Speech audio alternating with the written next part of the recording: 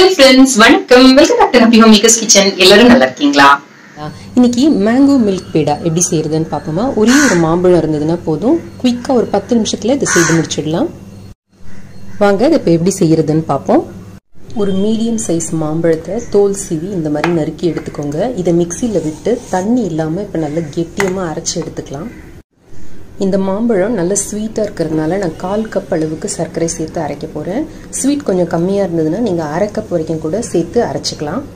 ஒரு வாணலியில் 1/4 கப் அளவுக்கு பால் எடுத்துக்கோங்க. காய்ச்சின பால் காய்ச்சாத பால் எது வேணாலும் எடுத்துக்கலாம். அதில் 1 கப் அளவுக்கு மில்க் பவுடர் போடுங்க. இதை இப்போ நல்லா கலந்து விட்டுக்கோங்க. அடுப்பு ஏற்ற வேண்டாம். இதோட 1 டீஸ்பூன் அளவுக்கு நெய் சேர்த்துக்கோங்க.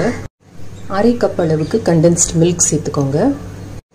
கண்டென்ஸ்டு மில்க் அளக்கிறப்ப அந்த பாத்திரத்தில் கொஞ்சமாக எண்ணெய் தடவிட்டீங்க அப்படின்னா நீட்டாக நமக்கு வந்துடும், வேஸ்ட் ஆகாமல் இருக்கும். இப்போ அடுப்பை ஏற்றி மெதுவாக மிதமான தீயில வச்சுட்டு மெதுவாக கிளற ஆரம்பிக்கலாம். இந்த மாதிரி எல்லாம் கலந்துட்டு லேசாக இந்த மாதிரி பபிள்ஸ் வர ஆரம்பிச்சு கொஞ்சம் லைட்டாக திக்காக ஆரம்பிக்கிறப்ப நம்ம அரைச்சி வச்சிருக்கிற இந்த மாம்பழ கலவையை இதில் சேர்த்துடலாம். பால் பவுடர் சேர்த்துருக்கிறதுனால இது டக்குன்னு அடி பிடிச்சிரும், அதனால கிளறி கொடுத்துக்கிட்டே இருங்க. இந்த மாதிரி கலவை நல்லா கெட்டியமாக இப்படி வர்றப்ப இதில் 1/2 கப் அளவுக்கு பாதாம் பொடியோ இல்லை முந்திரி பொடியோ நீங்கள் சேர்த்துக்கலாம். நான் இப்போ முந்திரி பொடி எடுத்திருக்கேன். இதை கொஞ்சம் கொஞ்சமாக சேர்த்து இப்போ கலந்துக்கலாம்.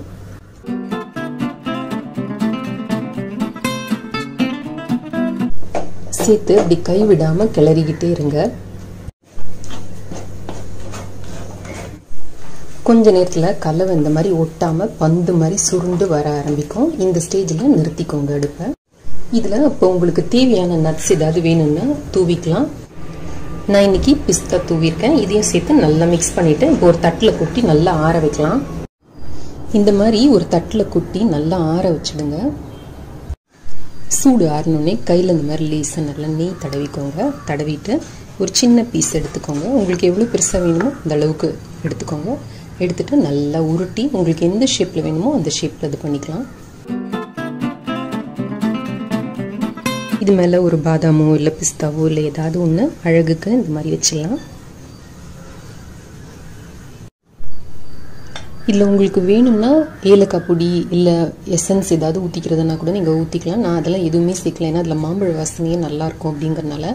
அப்புறம் நீங்கள் மாம்பழத்தை நல்லா அரைச்சி எடுக்கிறப்ப அதில் ஃபைபர் இல்லாத மாதிரி பார்த்துக்கோங்க. அந்த சக்கை ஏதாவது இருந்ததுன்னா நல்லா வடிகட்டிட்டு அதுக்கப்புறமா அந்த மாம்பழக்கூழை இதில் சேர்த்திங்கன்னா நல்லாயிருக்கும். இப்போ நம்மளோட மேங்கோ மில்க் பேடா தயார். இதை நீங்கள் 2 நாள் வரைக்கும் வெளியில் வச்சுக்கலாம். அதுக்கு மேலே வைக்கிற மாதிரி இருந்ததுன்னா ஒரு டப்பாவில் போட்டு ஃப்ரிட்ஜில் வச்சுடுங்க. 1 வாரம் வரைக்கும் நல்லாயிருக்கும். ட்ரை செய்து பாருங்க. ட்ரை செய்து பார்த்து உங்களோட கமெண்ட்ஸையும் ஃபீட்பேக்கையும் கீழே இருக்கிற கமெண்ட் செக்ஷன்ல எழுதி அனுப்புங்க. இணைந்திருங்கள். ஹாப்பி ஹோம்மேக்கருடன் என்னாலும் நன்றி, வணக்கம். ஆரோக்கியமான சமையல், ஆனந்தமான வாழ்க்கை.